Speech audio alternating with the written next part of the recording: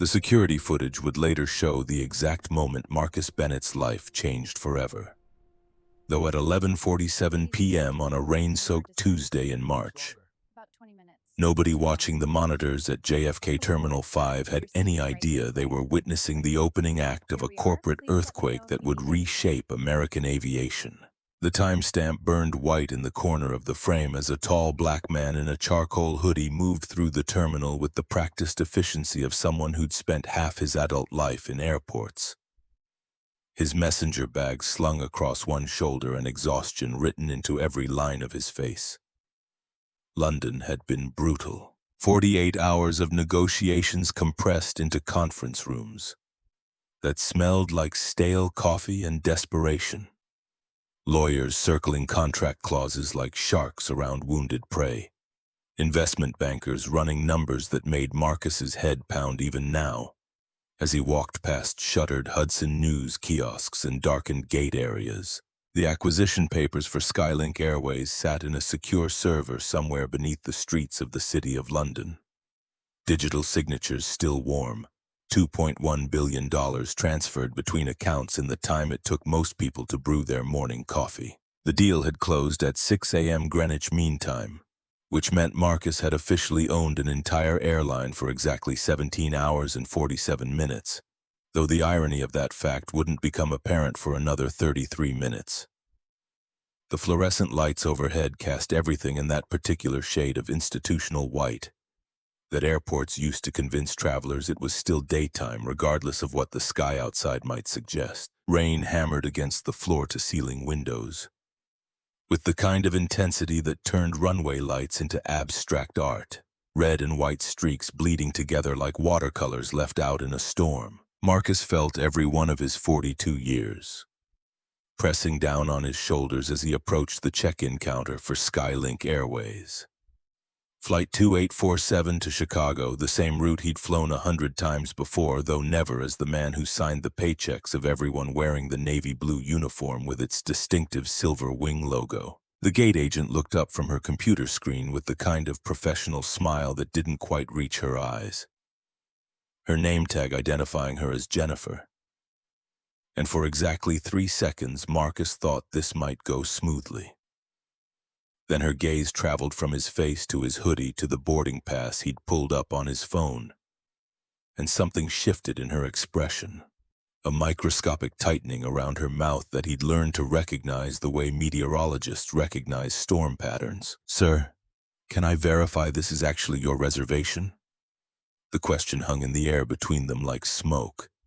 Marcus had booked the seat exactly 3 hours and 12 minutes ago from a black car crawling through London traffic, his thumb stabbing at the Skylink app while his CFO rattled off integration timelines in his head of legal fielded calls from the FAA. Seat 1A, first class, $6,800 charged to an American Express black card that weighed more than most people's wallets.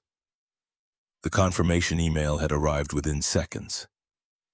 Everything processed through systems that would, in approximately 14 hours, begin displaying his name at the top of every organizational chart, every chain of command, every single document that mattered. "Yes, I booked it a few hours ago. Marcus Bennett, seat 1A. Jennifer's fingers moved across her keyboard with deliberate slowness, her eyes narrowing at whatever she saw on the screen, though Marcus knew exactly what was there because he'd designed half the back-end systems that powered it during a consulting contract 6 years ago, back when Skylink was just another potential acquisition target, and he was just another tech entrepreneur looking for inefficiencies to exploit. "I'm going to need to call a supervisor. Just one moment, please." The words carried the weight of 1,000 similar interactions stretching back through Marcus's entire adult life.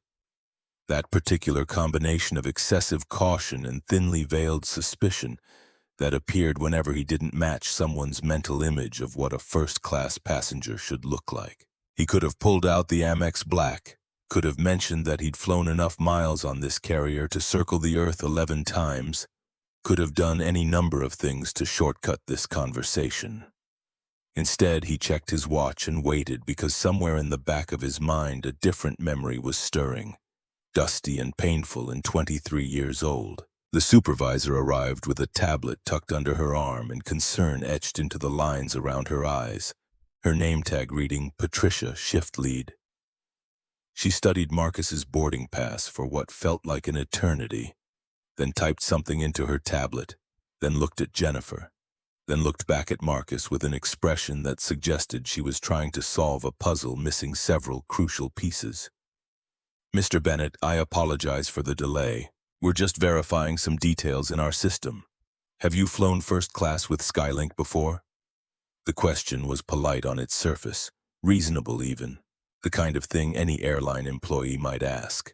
But Marcus had been navigating these waters long enough to recognize the subtext, the implication that perhaps this was all some kind of mistake or misunderstanding, that someone like him in worn jeans and a hoodie that had seen better days couldn't possibly belong in the front cabin where senators and CEOs sipped complimentary champagne.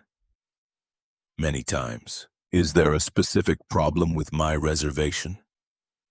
Patricia's smile never wavered, professional to the core, though her fingers kept moving across the tablet screen like she was searching for something that would make sense of the situation. Behind Marcus, a line was forming. Other late-night travelers with places to be and patience running thin, though nobody said anything yet because this was still within the acceptable bounds of normal airport dysfunction. "No problem at all, sir. Just following our verification procedures. Jennifer, go ahead and process Mr. Bennett through." The boarding pass printed with a series of mechanical clicks, thick cardstock embossed with gold lettering that marked him as one of Skylink's most elite frequent flyers, though the irony of that status would become apparent soon enough. Marcus took it without comment and moved toward security, aware of the eyes following him, aware of the whispered conversation that started the moment he was out of earshot. He'd been that conversation topic more times than he could count, in hotel lobbies and restaurant waiting areas and rental car counters. Always the same pattern of excessive scrutiny followed by reluctant acceptance once his credentials checked out. The TSA checkpoint was a study in controlled chaos even at this hour. Travelers shuffling through in their socks and jackets piled high in gray plastic bins, the whole machinery of American security theater grinding forward with bureaucratic inevitability. Marcus had TSA pre-check, had clear, had every possible shortcut that money and frequent travel could buy. But the officer manning the document check still held his boarding pass up to the light like he was examining currency for counterfeits. "Going to Chicago?" "Yes." "Business or pleasure?" The question hit Marcus wrong, fatigue making him less diplomatic than usual, because what possible difference could it make to this man in his polyester uniform whether Marcus was traveling to close billion-dollar deals or visit dying relatives? But he swallowed the irritation and kept his voice level, kept everything smooth and professional, because that was the cost of moving through the world in his particular skin. "Business." He made it through the metal detector without incident, grabbed his bag from the conveyor belt, and was halfway to rebuckling his belt when the TSA officer called out from behind the scanner, "Sir, we need to do a random additional screening." Marcus froze. He'd been through enough airports to know what random meant, had seen the statistics on how certain demographics got randomly selected at rates that defied mathematical probability. His bag sat on the stainless steel table under harsh LED lights as another officer appeared, this one younger, maybe 25, with hands that moved through Marcus's belongings with the kind of thoroughness usually reserved for international smugglers. The laptop came out first, a custom-built machine worth more than 3 months of this kid's salary, then the chargers and cables, then the leather portfolio containing documents that would mean nothing to anyone without the context to understand them. The officer held up the Amex Black Card like it was an artifact from another civilization, turning it over in his hands while his partner looked on with undisguised skepticism. "This is yours, sir?" Marcus felt something cold settle in his chest, some combination of rage and resignation that he'd been feeling since he was 19 years old, and this exact pattern had first embedded itself in his nervous system. The TSA officer was waiting for an answer, the card still held up between thumb and forefinger, and behind them the other travelers moved through without a second glance, without random screenings, without anyone questioning whether their credit cards actually belong to them. "Yes, Marcus Bennett. It's on the card." The younger officer's eyes flicked to the name embossed in the platinum, then to Marcus's face, then to his partner, some silent communication passing between them that Marcus couldn't quite read, but understood perfectly well in its implications. Eventually, reluctantly, the card went back in his wallet. The laptop went back in his bag, and Marcus was waved through with a tight nod that carried no apology. No acknowledgement that the last 15 minutes had been anything other than standard procedure. He found a quiet corner near Gate 12 and collapsed into one of those airport chairs designed by people who'd apparently never sat in one. His messenger bag on the floor between his feet and his phone already buzzing with messages from people who thought midnight was a perfectly reasonable time to demand his attention. The CFO wanted to know about integration timelines. The head of HR had questions about retention packages for senior Skylink executives. His lawyer needed signatures on documents that couldn't possibly wait until morning, as if the entire legal framework of American corporate law might collapse if Marcus didn't initial 3 more paragraphs before sunrise. He ignored all of it and pulled up a different app instead, one he'd coded himself during a weekend 3 months ago when the Skylink acquisition had shifted from theoretical possibility to probable reality. The app monitored complaint databases across the airline industry, looking for patterns, watching for red flags, analyzing customer service incidents with the kind of algorithmic precision that most companies never bothered to apply to their own operations. What it showed him made his jaw tighten. 47 complaints in the past 18 months, all filed against Skylink Airways, all involving passengers of color being questioned about their right to occupy first-class seats. Some had been resolved with apologies and travel vouchers. Most had been dismissed as misunderstandings or failures to follow proper procedure. A few had escalated to the point where security had been called, where paying customers had been escorted off aircraft, where the fundamental premise of equal service had broken down so completely that people had retained lawyers and filed lawsuits that Skylink's legal team had quietly settled with non-disclosure agreements attached. The pattern was unmistakable to anyone who cared to look, which apparently had not included the previous ownership or the board of directors or anyone else in a position to actually fix the problem. Marcus had spent 18 months doing due diligence on this acquisition, studying balance sheets and route profitability and fuel efficiency metrics. But he'd also been studying this, watching the complaint data accumulate like water behind a cracking dam. He'd known buying Skylink meant buying its problems, inheriting its culture, taking responsibility for systems that had been failing people who looked like him for longer than he'd been alive. But he hadn't realized he'd be testing those systems personally quite this soon. The decision crystallized somewhere between reading the complaint data and checking the time remaining before boarding. Marcus could have changed clothes in the airport bathroom, could have pulled the tailored suit from his carry-on and transformed himself into something more palatable to whatever prejudices might be waiting on the other end of that jet bridge. He'd done it before, that particular performance of respectability politics, dressing himself in armor made of expensive fabric and designer labels until the people around him felt comfortable enough to treat him like a human being. Tonight, though, exhaustion made him reckless. Tonight, the hoodie stayed on, the jeans stayed faded, the sneakers stayed scuffed. Tonight, Marcus Bennett was going to board his own airline dressed like a graduate student and see exactly what happened, because if the culture was broken enough to fail a random passenger, it needed to be exposed before it failed someone who didn't have the resources to fight back. The gate area began filling up around 11:20.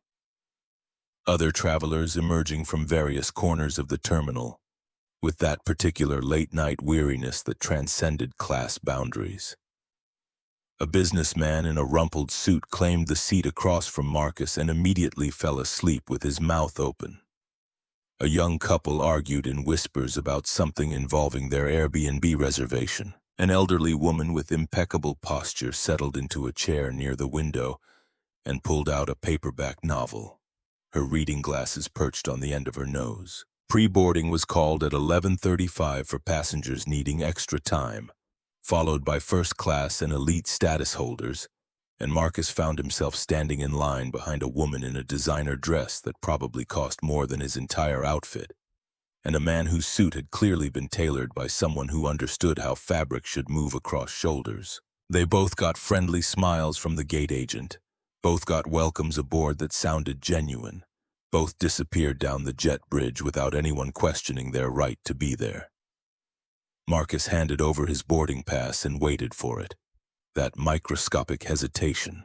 That fractional pause before the scanner beeped its approval. The gate agent's smile was perfect, professional, practiced, though something flickered behind her eyes as she looked from the boarding pass to Marcus's face and back again.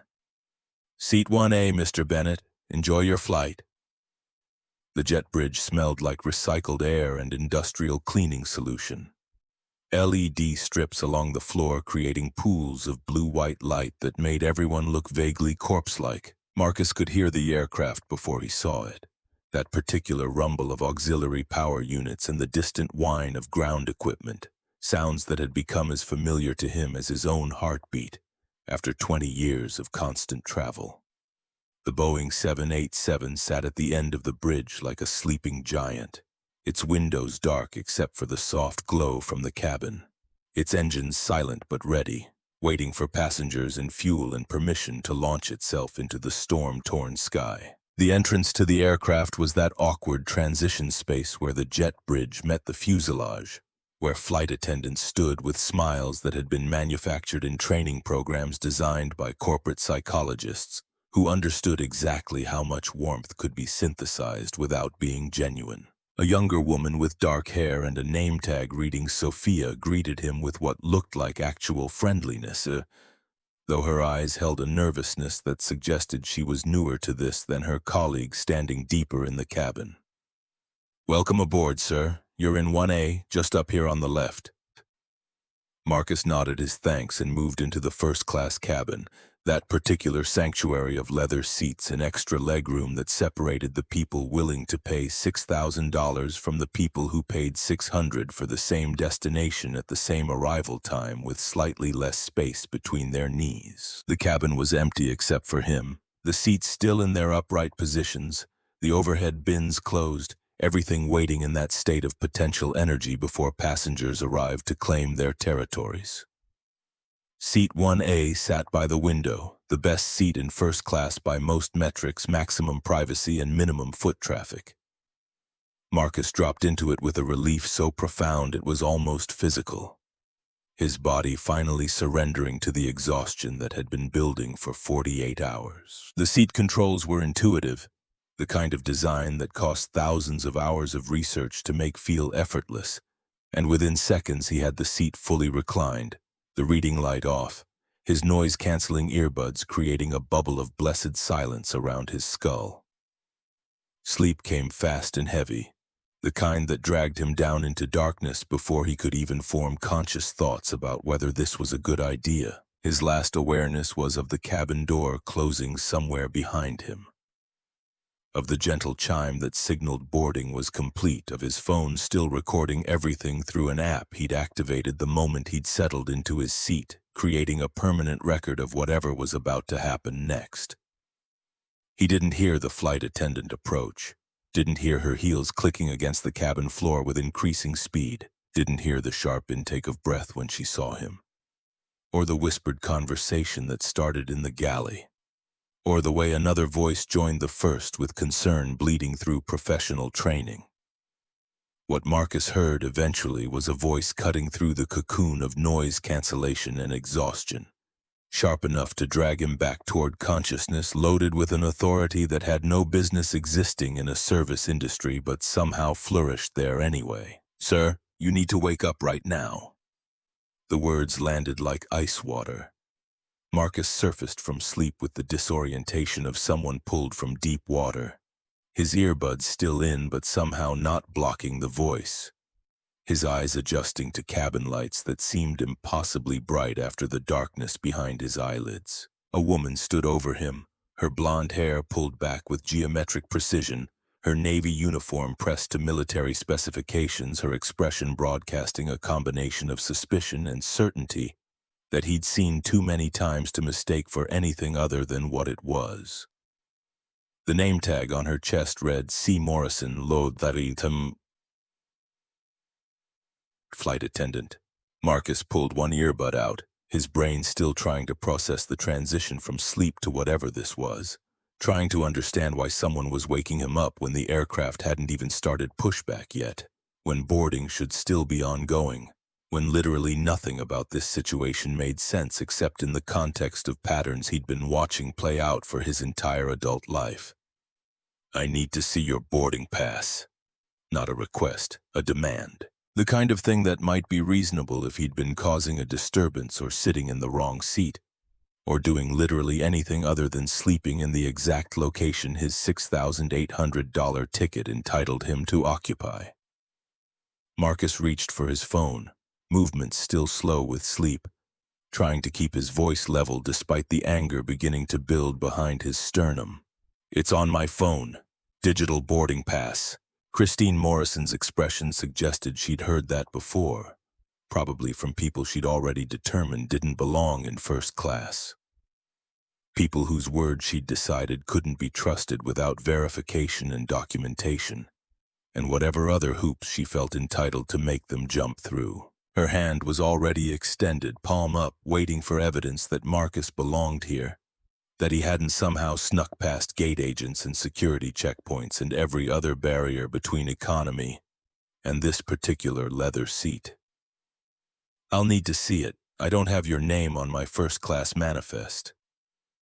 The lie was smooth, practiced, delivered with the kind of confidence that came from years of getting away with exactly this behavior. Marcus knew she hadn't checked the manifest, knew it was impossible for her to have checked it in the 30 seconds since boarding had begun, knew with mathematical certainty that his name was exactly where it should be, in whatever database she'd allegedly consulted. But calling her a liar wouldn't help, wouldn't change anything, would only give her ammunition to claim he was being difficult or aggressive or whatever other code words she'd learned to deploy when confronted with evidence that her initial assessment might be wrong.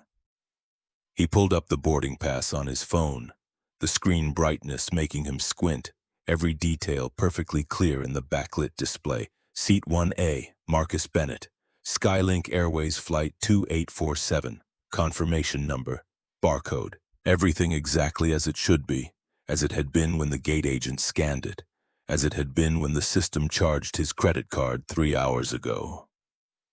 Christine Morrison looked at the screen for exactly 2 seconds before her expression hardened into something that made Marcus's chest tighten with recognition.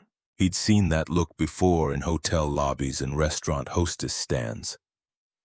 The look of someone who'd already decided that rules and evidence didn't matter because their intuition, their gut feeling, their fundamental sense of who belonged where superseded anything as trivial as documentation.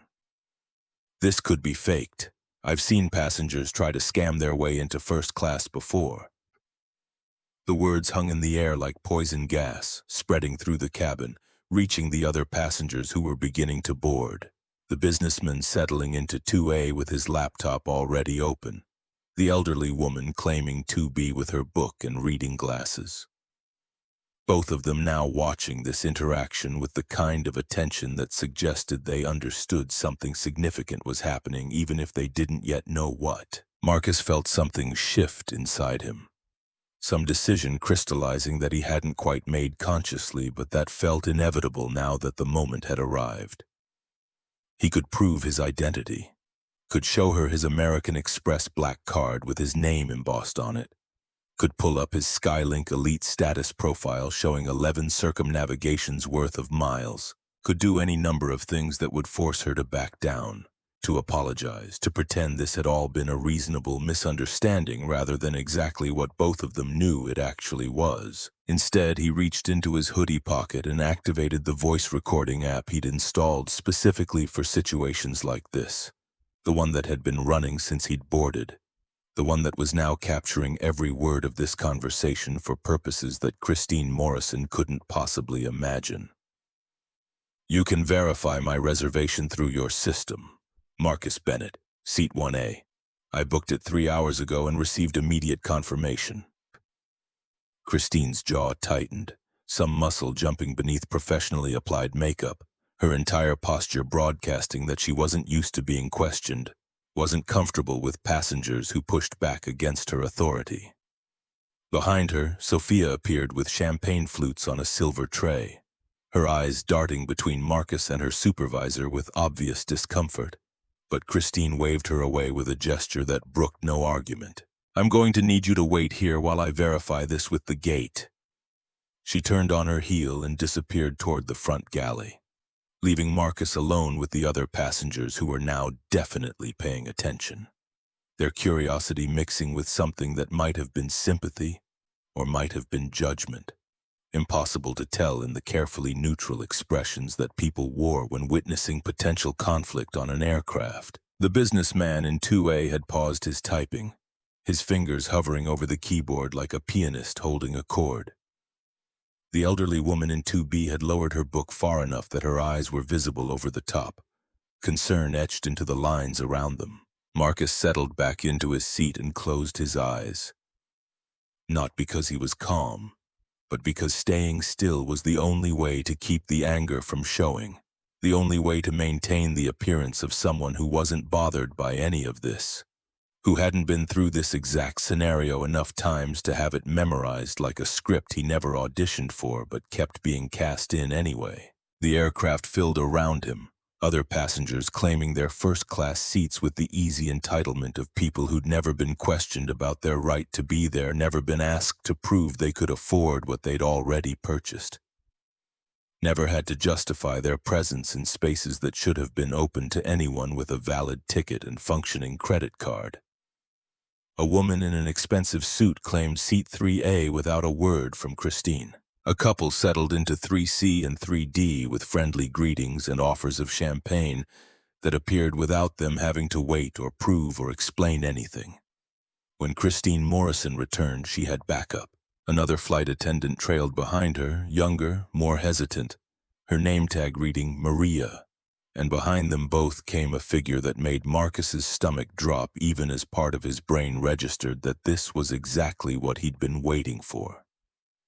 Exactly the evidence he needed that the problem went deeper than one prejudiced employee. The man wore a captain's uniform with 4 stripes on his shoulders, his silver hair combed back from a face that carried the kind of weathered authority that came from decades in cockpits, his pot-belly straining slightly against his shirt as he moved down the aisle with the certainty of someone who'd never questioned his right to occupy any space he chose to enter. Captain Victor Hayes stopped at row 1 and looked down at Marcus with eyes that had already made their assessment, already reached their conclusion, already decided how this was going to play out. His voice carried the weight of institutional power, the kind that had been accumulating for 58 years in a body that had never once been asked to prove it belonged somewhere. Sir, we seem to have an issue with your seating assignment. I'm going to need you to come with me so we can sort this out. Marcus didn't move. His phone was still recording in his pocket, capturing every word, every inflection. Every piece of evidence that would matter later when people tried to claim this had been a misunderstanding or an overreaction, or anything other than exactly what it was. He kept his voice level, kept everything calm and professional, because losing control now would only give them what they wanted. Captain Hayes, my name is Marcus Bennett. I have a valid boarding pass for seat 1A, purchased 3 hours ago through your airline's mobile app. Ms. Morrison can verify this through her system if she hasn't already. Hayes's expression didn't change, didn't show any indication that he'd heard Marcus's words or cared about their content, because men like Victor Hayes didn't need to care about documentation when they had authority, didn't need evidence when they had power, didn't need to check anything when their gut feeling told them someone didn't billing. On my aircraft, I'm the law. You have 30 seconds to gather your belongings and move to economy, or I'll have security remove you by force. The words landed like a hammer on glass, shattering whatever thin pretense of professionalism had been maintaining the fiction that this was about procedures or verification, or anything other than a captain exercising power for its own sake. Around them, the cabin had gone silent, every passenger now openly watching, phones emerging from pockets and purses as people realized they were witnessing something that would be worth recording, worth sharing, worth preserving as evidence of whatever was about to happen next. Marcus felt the moment crystallize around him, felt the weight of every similar interaction stretching back through 23 years to that first time he'd been pulled off an aircraft for the crime of not matching someone's mental image of who belonged in premium seating. He could comply, could gather his bag and move to economy and let this go. Let Christine Morrison and Victor Hayes continue treating people however they wanted because nobody with power had ever stopped them. Could preserve his anonymity for another few hours and address this through proper channels later, through lawyers and corporate restructuring and all the bureaucratic mechanisms available to someone who owned the company these people worked for. But something in Hayes's voice, in that casual invocation of personal authority over institutional rules, in the absolute certainty that his word mattered more than Marcus's documentation, made the decision easy. "I'm not moving. You're making a serious mistake, Captain. I suggest you verify my reservation before this goes any further." Hayes's face flushed red, blood pressure spiking visible beneath his skin, and Marcus watched as the man's hand moved toward the phone clipped to his belt. Watched as Christine Morrison's expression shifted from vindication to something harder and more dangerous. Watched as the moment crossed from confrontation into something that would require intervention from people with badges and authority that superseded even a captain's territorial claims. "Call Port Authority," Hayes said to Christine, his eyes never leaving Marcus's face. "Tell them we have an uncooperative passenger refusing to comply with crew instructions. Tell them he's potentially threatening and needs to be removed immediately." Sophia made a small sound of protest that Christine silenced with a look, and Marcus felt the machinery of institutional power beginning to turn. Felt the weight of systems designed to protect authority rather than question it. Felt 23 years of pattern and precedent and practice all converging on this single moment in Seat 1A of an aircraft that belonged to him, flown by people who worked for him. Operating under rules he could change with a single phone call but wouldn't, because some lessons could only be taught through experience. Some changes only happened when the people who needed to learn got dragged through the consequences of their own actions. He settled deeper into his seat and waited for what came next, his phone still recording in his pocket, his expression calm despite the rage burning behind his sternum. His body relaxed even as every instinct screamed at him to run or fight or do anything except sit here and let this play out to whatever conclusion the universe had planned. The elderly woman in 2B leaned forward, her voice carrying clearly in the silent cabin, age and accumulated dignity making her fearless in ways that privilege protected. "Excuse me, Captain, but I've been sitting here the whole time. This gentleman hasn't done anything wrong. He's just been sleeping peacefully." Hayes didn't even look at her, didn't acknowledge her existence, because people like Victor Hayes had spent their entire careers learning which voices mattered and which could be safely ignored, which witnesses carried weight and which could be dismissed as irrelevant to whatever narrative best served their interests. Christine was already on the phone, already describing a situation that bore no resemblance to reality. Already transforming a sleeping passenger into a security threat through nothing more than tone and implication, and the assumption that whoever answered would believe her version of events over any evidence to the contrary. And Marcus sat in Seat 1A and waited for the consequences to arrive, because sometimes the only way to fix a broken system was to let it break so completely that everyone could see the cracks, so thoroughly that nobody could pretend everything was fine, so publicly that the people responsible couldn't hide behind policies and procedures and institutional inertia. The recording app in his pocket showed 37 minutes of continuous audio, every word preserved in perfect digital clarity, and somewhere far above, weather radar showed the storm over Chicago beginning to clear, revealing the lights of a city that had no idea what was about to land. Port Authority officers Ryan Cooper and Lisa Turner arrived at Gate 12 with the kind of weary professionalism that came from handling their third passenger dispute of the night. Their utility belts heavy with equipment that rarely got used but always needed to be present. Radios crackling with traffic from other corners of JFK that never truly slept. Cooper was 35 and built like someone who'd played college football before discovering that sitting in a patrol car destroyed whatever conditioning youth had provided, while Turner was 31 and still carried herself with the alertness of someone who hadn't yet learned that most airport security calls resolved themselves through conversation rather than confrontation. They moved down the jet bridge with footsteps that echoed against composite walls, the sound announcing their arrival before they reached the aircraft entrance where Sophia stood wringing her hands like someone who'd just realized she was complicit in something that might define the rest of her career. Her eyes darted between the officers and the cabin beyond, trapped between wanting to warn them that this felt wrong and not having enough seniority or confidence to actually say the words out loud. Christine Morrison materialized from the forward galley with the expression of someone who'd been proven right. Vindication written across features that had been arranged into professional concern but couldn't quite hide the satisfaction underneath. She pointed towards seat 1A with a manicured finger that trembled slightly, though whether from adrenaline or righteous anger was impossible to determine from where Cooper stood trying to assess the situation through the doorway.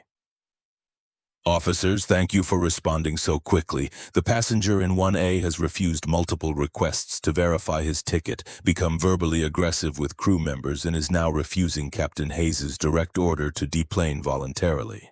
Turner pulled out a notepad from her breast pocket, pen already moving across paper in the practiced shorthand of someone documenting everything because documentation mattered more than memory when supervisors started asking questions later. Cooper moved past Christine into the cabin proper, his eyes scanning the scene with training that told him to assess threats before engaging, to understand the geometry of the space and identify exits and evaluate whether anyone present posed immediate danger. What he saw was a black man in casual clothes sitting calmly in a first-class seat, his posture relaxed despite the tension radiating from the flight attendant and captain flanking him. His hands visible and empty, his expression carrying the kind of controlled neutrality that Cooper had learned to recognize from too many similar situations. No aggressive stance, no threatening gestures, nothing that matched the description Christine Morrison had provided over the phone about an uncooperative passenger creating a disturbance. The other first-class passengers watched from their seats with phones already recording, creating multiple angles of documentation that would preserve this moment in digital amber regardless of how it resolved. A businessman in 2A held his device steady with both hands, the screen showing a live stream counter that had already climbed past 3,000 viewers. The elderly woman in 2B had abandoned any pretense of reading, her book closed on her lap and her eyes fixed on Cooper with an intensity that suggested she was memorizing every detail for later testimony. Captain Hayes stepped forward before Cooper could ask any questions, his uniform and rank creating an automatic authority that most people never thought to question. His voice carrying that particular timbre of command that pilots cultivated over decades of telling passengers and crew what to do and expecting immediate compliance. Officers, this individual is trespassing in first class. We need him removed from the aircraft immediately so we can complete boarding and maintain our schedule. Cooper's eyes moved from Hayes to Marcus, cataloging details that didn't quite fit the narrative being constructed around him. The messenger bag looked expensive, worn but well-made leather that cost more than the knockoffs sold at street vendors. The hoodie was soft cashmere rather than cheap cotton, the kind of garment that whispered money to anyone who knew how to read the signals. The sneakers were limited edition Jordans that resold for 4 figures on secondary markets, though their scuffed condition suggested someone who wore them for comfort rather than status. "Sir, can you verify your ticket for this flight?" Marcus pulled his phone from his pocket with movements that were deliberately slow and unthreatening, The kind of careful choreography that people learned when they understood how quickly situations could escalate based on nothing more than perceived sudden movements. The screen illuminated his face from below as he navigated to the boarding pass, casting shadows that made him look older and more tired than 42 years should warrant. Marcus Bennett, Seat 1A, purchased 3 hours ago through the Skylink mobile app. Confirmation number is right here, along with the barcode your gate agent scanned when I boarded. Cooper took the phone and examined the screen with attention that was probably unnecessary given how sophisticated airline booking systems had become. But thoroughness was what separated officers who lasted from officers who ended up in internal affairs investigations. Everything looked legitimate. The name matched. The seat assignment was clear. The confirmation number formatted correctly for Skylink's systems. Even the timestamp showed recent purchase, which aligned with Marcus's claim about booking the flight just hours before departure. Ms. Morrison, did you verify this reservation in your system? Christine's expression flickered, some micro-expression crossing her features too quickly to interpret fully but suggesting discomfort with the question. With having her actions scrutinized instead of simply accepted as correct, because she wore the uniform and carried the title of lead flight attendant. I checked the first-class manifest when I came on duty. His name wasn't there. When did you come on duty?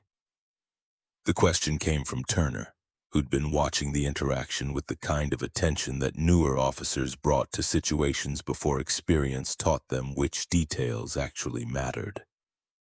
Christine's hesitation lasted only a fraction of a second, but it was enough to tell Cooper that whatever she'd checked had been cursory at best, that her certainty about Marcus not belonging had preceded any actual verification. About 40 minutes ago, but I've been doing this for 16 years, officer. I can tell when something isn't right.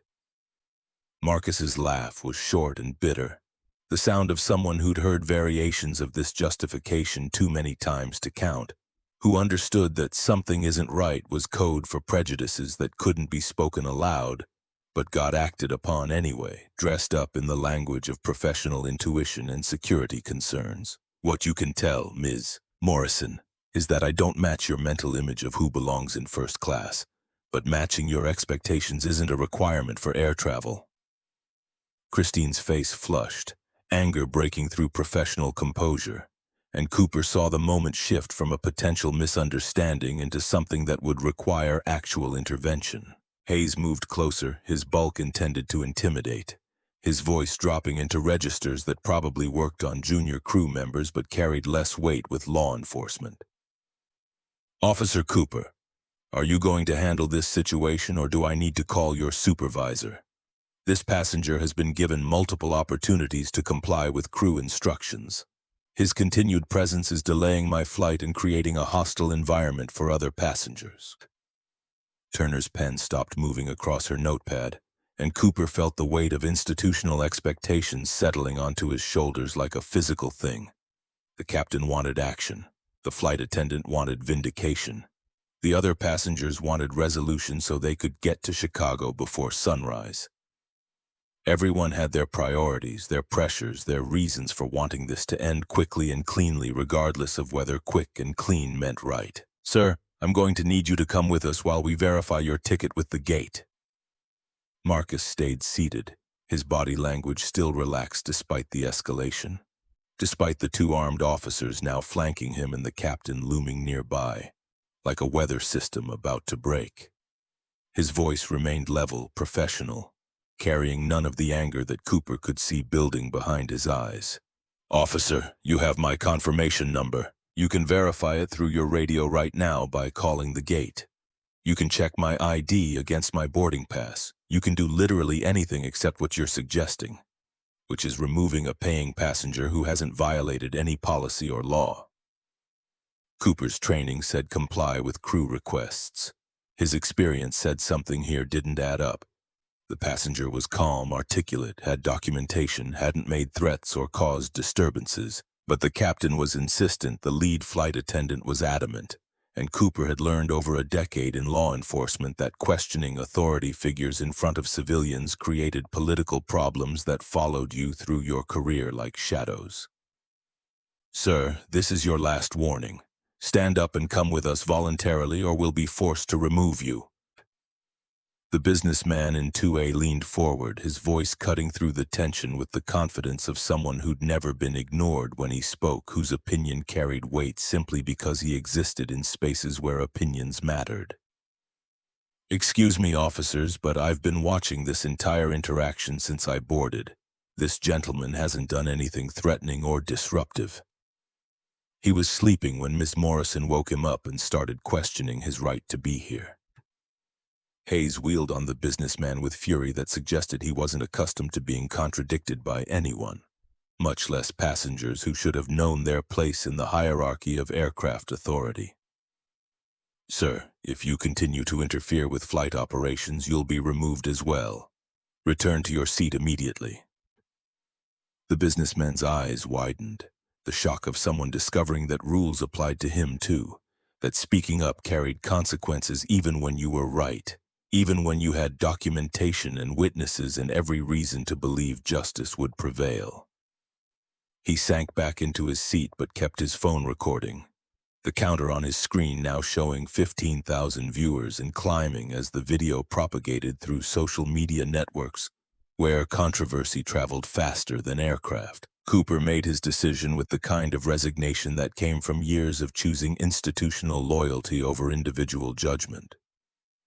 Knowing it was probably wrong, but not seeing a path forward that didn't end with reprimands and questions about why he'd sided with an uncooperative passenger over an airline captain and senior crew member. "Stand up, sir. Hands behind your back."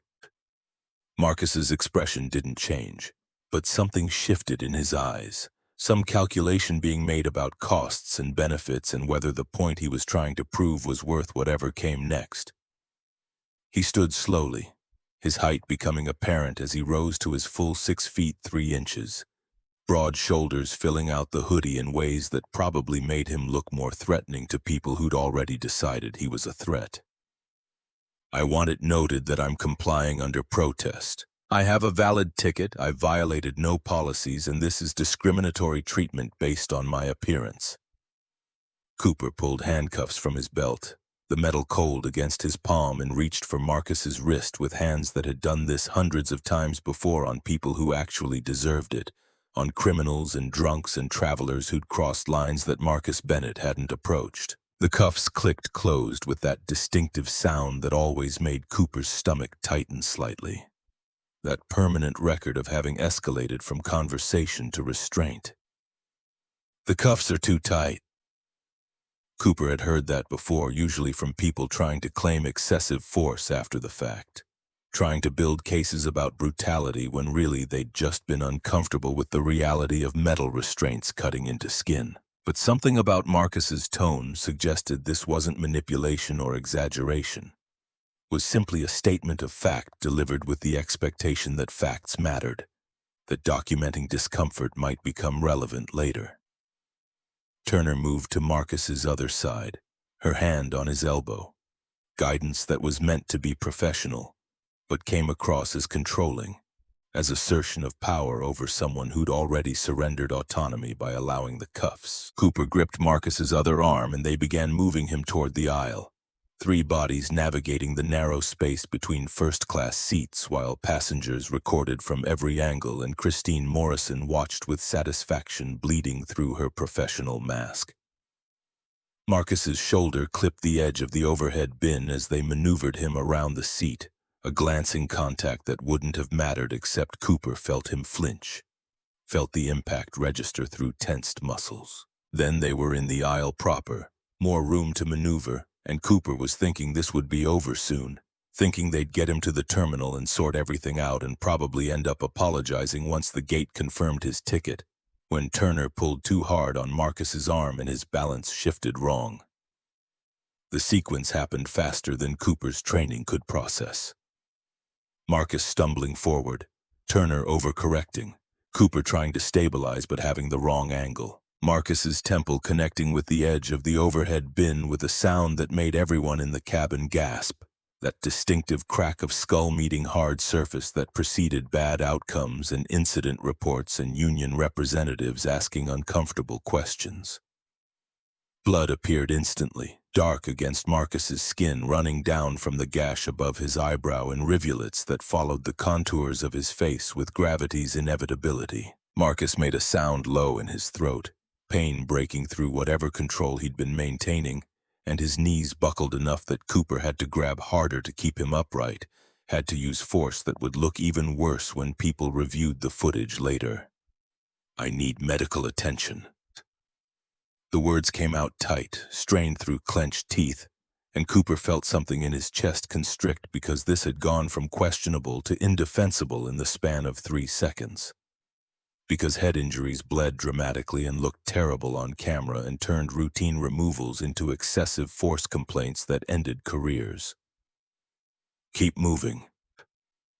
Turner's voice carried an edge of panic now, the realization that they'd crossed some line setting in, that this would require explanations and paperwork and possibly lawyers depending on how badly Marcus was actually hurt. They pulled him down the aisle while blood dripped onto the carpet, while the businessman's live stream counter hit 50,000 viewers, while the elderly woman in 2B stood up with her phone out demanding they stop and get medical help, while Sophia pressed herself against the galley wall with tears streaming down her face because she'd known this was wrong from the beginning, but hadn't had the courage to say so when it might have mattered. Marcus's knee hit the armrest of seat 2A as they dragged him past, another impact that made him grunt, that would leave bruises even if nothing was broken.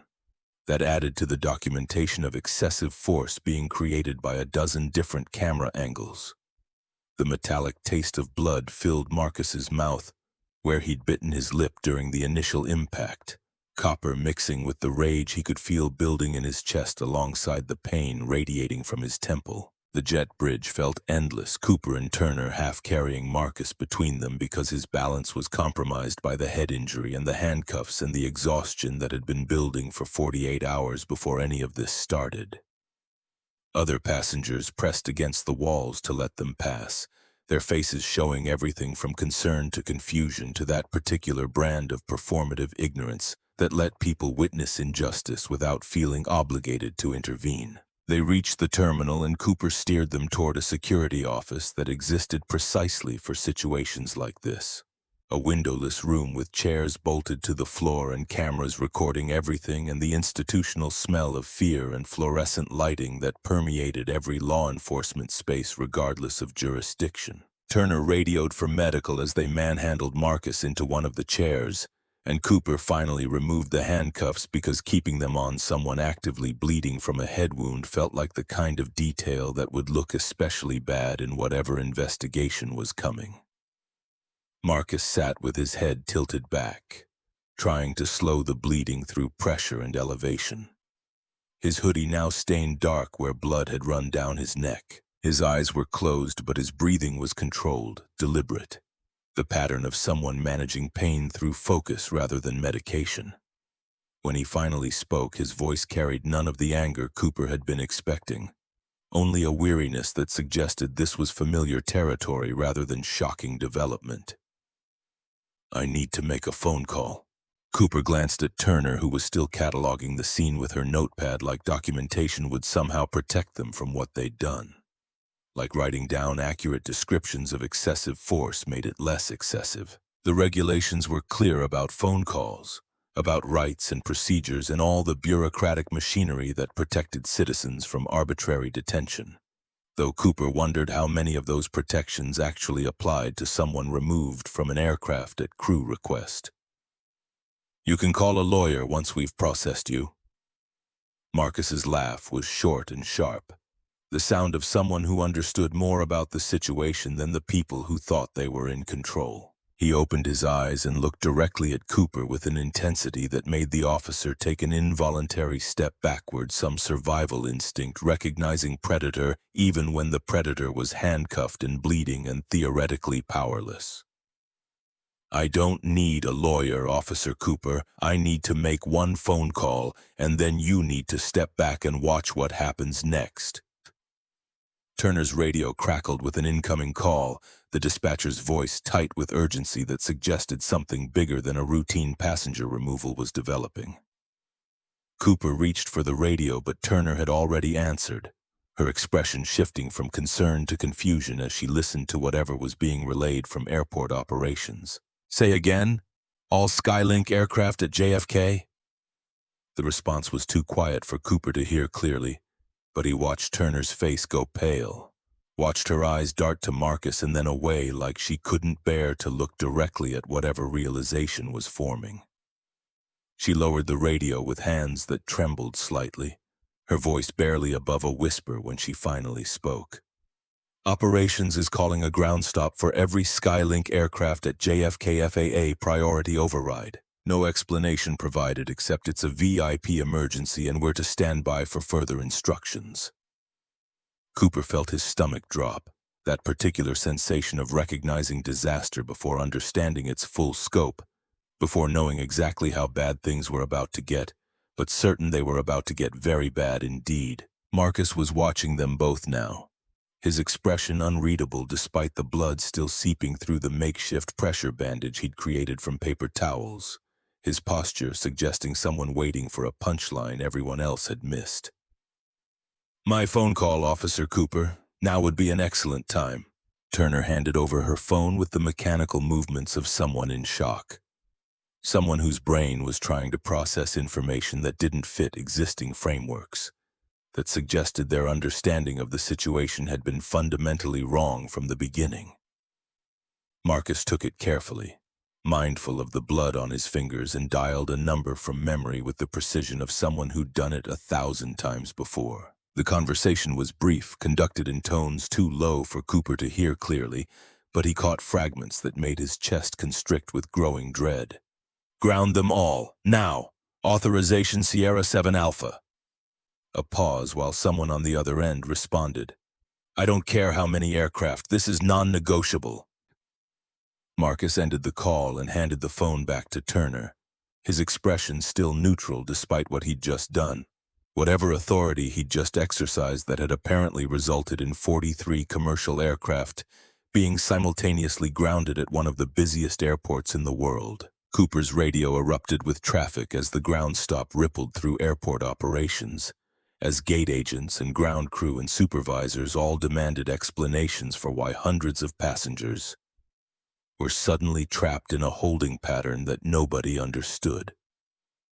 The door to the security office burst open and a woman in a Skylink Airways corporate uniform rushed in.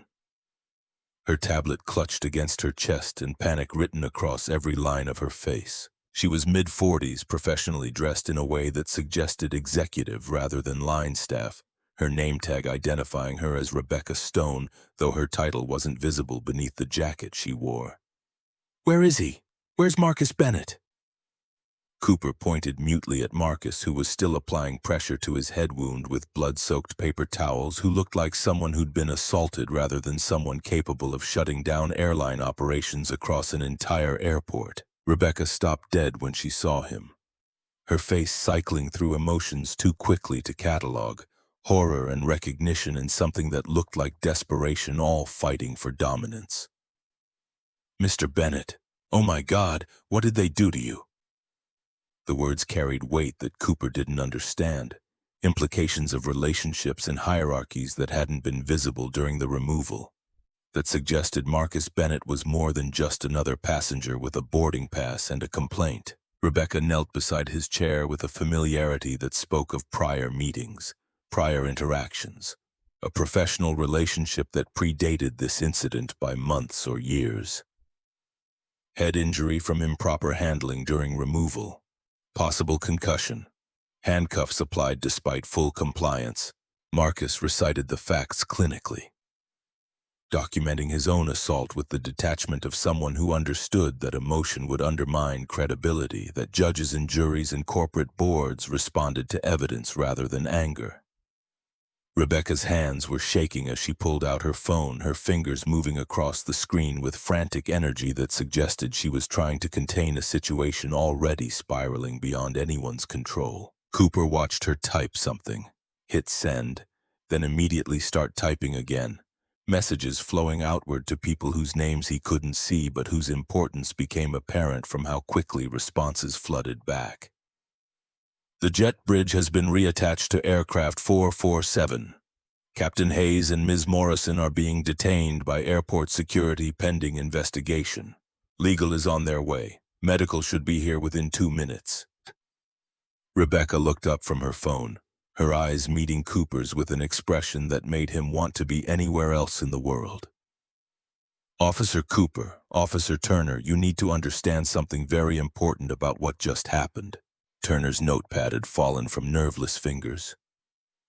Pages scattered across the floor like evidence of normalcy abandoned, and Cooper felt his career compressing into this single moment, into whatever revelation Rebecca Stone was about to deliver that would explain the ground stop and the panic, and the way Marcus Bennett sat bleeding but somehow still in control of everything happening around him. That man you just arrested and injured is Marcus Bennett. As of 6 a.m. Greenwich Mean Time this morning, he owns Skylink Airways. All of it. Every aircraft, every gate, every employee. The acquisition closed while he was in flight from London, and the executive notifications went out 40 minutes ago to senior leadership. The words landed like physical blows, each one compounding the previous damage, building toward a total that Cooper's brain couldn't quite process because it was too large. Too absurd, too perfectly terrible to be real. He'd arrested the owner of an airline for trespassing on his own aircraft. He'd injured a billionaire CEO while removing him from a seat he'd paid for on a carrier he'd just purchased. He'd created exactly the kind of incident that ended careers and triggered lawsuits and became case studies in what not to do when exercising law enforcement authority. Turner made a sound like air escaping a punctured tire. All the professional confidence draining out in a single exhalation, and Cooper felt his knees weaken enough that he had to lean against the wall for support. Marcus was watching them both with eyes that held no satisfaction, no triumph, only a kind of weary recognition that this was how these situations always resolved, that power eventually asserted itself but only after forcing those without it to endure indignities that should never have been necessary. The FAA ground stop was Mr. Bennett's order, executed through his authority as majority owner and acting CEO. All 43 Skylink aircraft at JFK are currently holding at gates or taxiways, pending his instruction on whether operations should resume. Rebecca's voice carried the flat effect of someone delivering news that would destroy careers, that would reshape entire organizational structures, that would ripple through the airline industry like seismic waves from an unexpected earthquake. Cooper's radio exploded with urgent traffic requesting his presence at the Skylink gate, demanding explanations for why a passenger removal had triggered a system-wide ground stop. Asking questions he had no ability to answer because his understanding of the situation had been fundamentally wrong from the moment he'd stepped onto that aircraft. Airport police supervisors were calling for him by name now, using tones that suggested disciplinary action was already being contemplated, that the investigation had effectively begun before anyone understood what they were investigating. "I need medical attention for this head wound, Officer Cooper.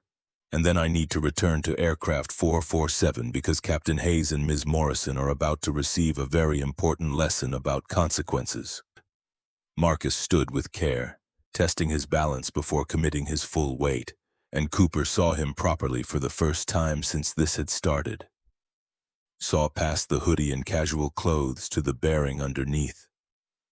The confidence that came from wielding power even when stripped of its visible trappings. This was someone who'd built billion-dollar companies, who'd negotiated acquisitions measured in hundreds of millions, who'd spent decades learning to move through spaces that didn't want him and claiming them anyway, through persistence and capital and the kind of patient rage that waited years for the right moment to strike. The paramedics arrived with their equipment bags and concerned expressions, their assessment of the head wound accompanied by pointed questions about how Marcus had sustained it. Questions that Cooper couldn't answer honestly without incriminating himself, that Turner avoided by suddenly becoming very interested in her scattered notepad pages. The bleeding had slowed, but the wound would require stitches, the paramedic said, possibly imaging to rule out fracture, definitely documentation of the injury for medical records that would become legal evidence when lawyers started circling. "I'll get treatment after I address my employees. This takes priority." Marcus's voice carried the kind of authority that made paramedics step back, even though their training said head injuries required immediate attention. Even though protocol demanded they advocate for patient care over patient preference. Rebecca was already moving toward the door, her phone still pressed against her ear, coordinating logistics that Cooper could only partially hear but which seemed to involve SUVs and corporate attorneys and EAA inspectors being summoned from wherever they spent Tuesday nights at midnight. Marcus followed with Cooper and Turner trailing behind like criminals being escorted to sentencing, the complete inversion of power dynamics from 15 minutes ago so total that it felt almost dreamlike. The terminal had transformed in the time they'd been in the security office. News helicopters visible through the windows circling JFK with their cameras trained downward. Ground crews standing idle beside aircraft that couldn't move. Passengers pressing against windows trying to understand why their flights had been indefinitely delayed. Gate agents clustered around monitors showing system-wide alerts, their conversations mixing confusion with growing awareness that whatever had happened was unprecedented in scope, that normal operations had been suspended by authority none of them understood. The walk back to Gate 12 felt eternal. Marcus's blood-stained hoodie drawing stares from travelers and employees alike. Rebecca's corporate uniform creating a bubble of authority that parted crowds. Cooper and Turner's presence as law enforcement officers now seeming almost decorative, given how thoroughly they'd lost control of the situation. The jet bridge loomed ahead like a tunnel into consequences that kept multiplying, kept revealing new layers of disaster with each step closer. Aircraft 447 sat at the gate with its door still open. Cabin lights bright against the darkness outside. Passengers visible through windows looking confused and restless as boarding remained suspended without explanation. Captain Hayes stood in the terminal with 2 airport security officers flanking him, his uniform no longer conferring automatic authority. His expression cycling between outrage and growing uncertainty as he demanded to know why he'd been removed from his own flight deck. Christine Morrison sat in a gate area chair with her hands folded in her lap and her face blank.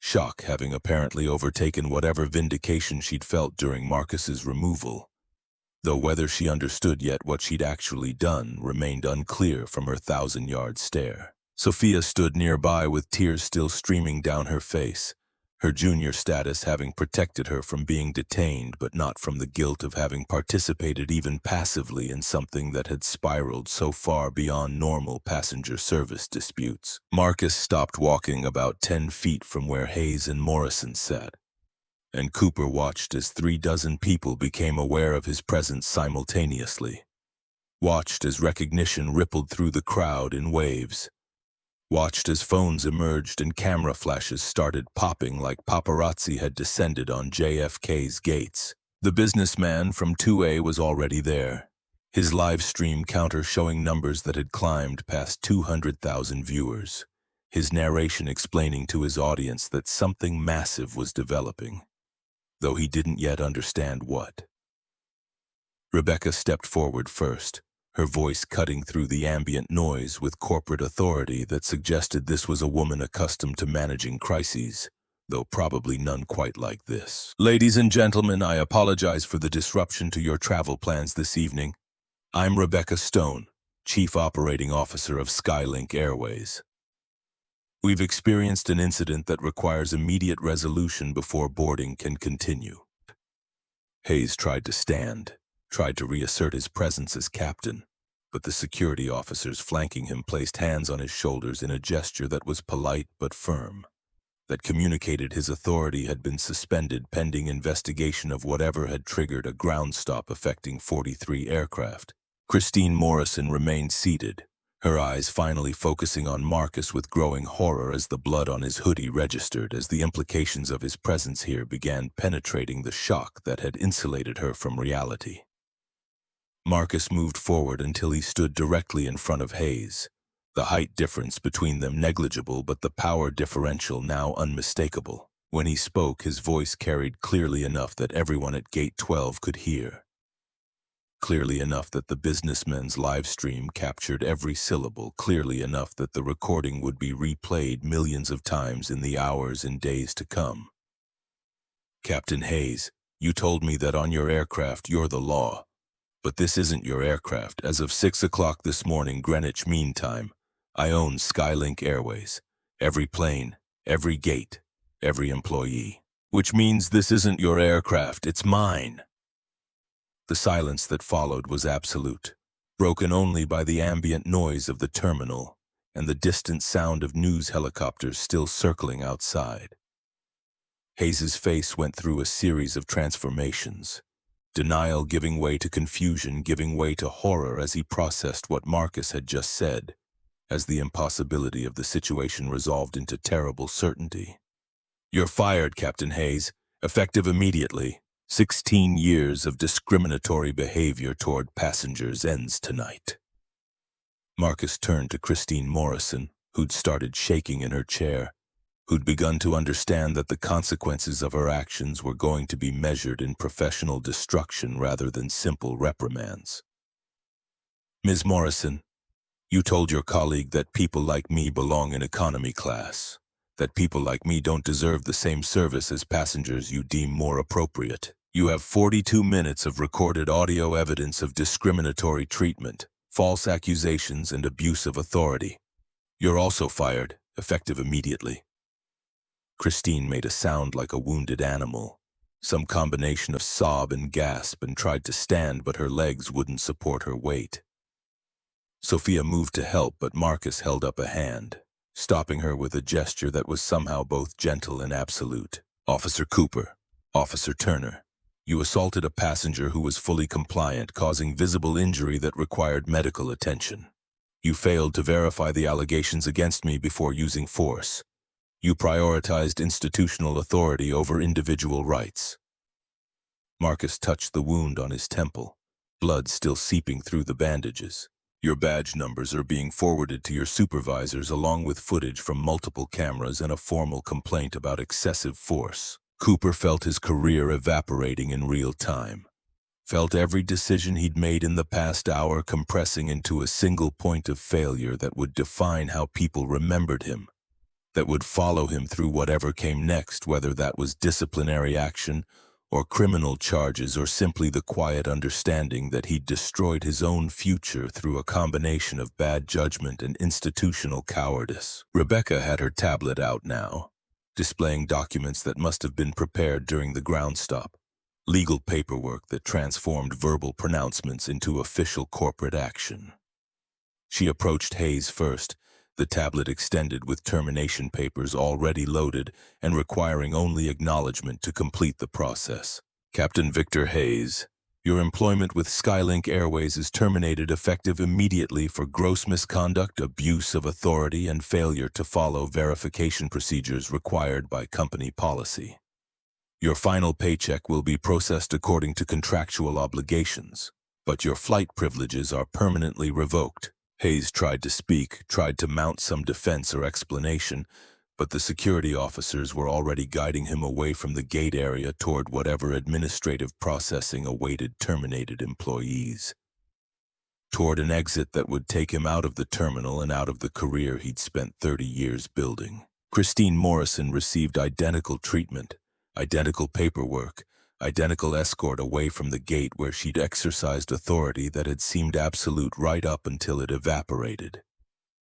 The passengers who'd remained at Gate 12 began applauding, spontaneous recognition that justice had somehow been served even if the mechanism remained unclear to most of them. The businessman's live stream chat was exploding with reactions, comments flowing past faster than anyone could read, the video being shared and reshared across social media platforms where controversy traveled at light speed and context lagged behind by hours. Marcus turned back to the aircraft, blood still visible on his hoodie, exhaustion evident in every line of his body, but something else present too. Some sense of purpose that went beyond personal vindication. Sophia stood at the jet bridge entrance looking terrified, looking like someone waiting for judgment. Looking like she expected to be fired alongside her colleagues despite having tried to intervene. "Ms. Ramirez, you're not being terminated. You attempted to prevent this situation, which showed better judgment than either of your supervisors. Consider yourself promoted to lead flight attendant on this aircraft for the remainder of the flight. We'll discuss your long-term role in training and oversight tomorrow." Sophia's expression transformed from terror to shock to something approaching hope. Though tears continued streaming down her face as she tried to process being promoted in the same conversation that had destroyed two of her colleagues. Marcus moved past her into the jet bridge, Rebecca following close behind with her tablet and phone, and the weight of corporate crisis management settling onto shoulders that looked barely capable of supporting it. The walk back onto aircraft 447 felt like entering a different world despite being the same physical space Marcus had occupied 45 minutes earlier. The geometry unchanged, but the context transformed so completely that even familiar seats seemed foreign. The first-class passengers who'd witnessed his removal were still aboard, their phones still recording, their expressions mixing vindication with uncertainty about what happened next. Marcus stopped at the front of the cabin, his tall frame filling the space, his blood-stained hoodie creating a visual reminder that this wasn't some abstract corporate drama, but had involved actual violence, actual injury, actual consequences that went beyond firings and ground stops. When he spoke, his voice carried to every corner of the aircraft, transmitted through dozens of recording devices to audiences that would eventually number in the millions. "My name is Marcus Bennett. I own this airline as of this morning, though obviously our systems haven't updated to reflect that change yet. What happened tonight should never happen to anyone, regardless of who they are or who they know or how much money they have. The fact that it took owning the company to get justice shows exactly how broken our systems are. How many people have been treated this way without recourse, without protection, without anyone powerful enough to force accountability." The elderly woman from 2B stood up slowly, her book forgotten, her face showing the kind of satisfaction that came from witnessing moral clarity expressed through action rather than rhetoric. "Young man, I've been flying for 60 years and I've never seen anything like what just happened. Thank you for not letting them get away with it." Marcus nodded acknowledgement but didn't smile, because this wasn't a victory worth celebrating. Wasn't something that should require ownership and wealth and systemic power to resolve. It was a symptom of disease that ran deeper than individual prejudice, that required surgery rather than bandages that would take years to truly fix even with unlimited resources and absolute authority. Rebecca stood beside him with her tablet, already pulling up documentation of previous incidents, already beginning the investigation that would reveal patterns stretching back years. Already understanding that tonight was just the beginning of a corporate transformation that would reshape Skylink Airways from foundation to summit. "Boarding will resume in 10 minutes once we've assigned a new captain and completed required safety checks. I apologize for the delay and thank you for your patience during this unprecedented situation." Marcus moved back towards seat 1A, his seat, the place where this had all started, and lowered himself into the leather with a weariness that went beyond physical exhaustion.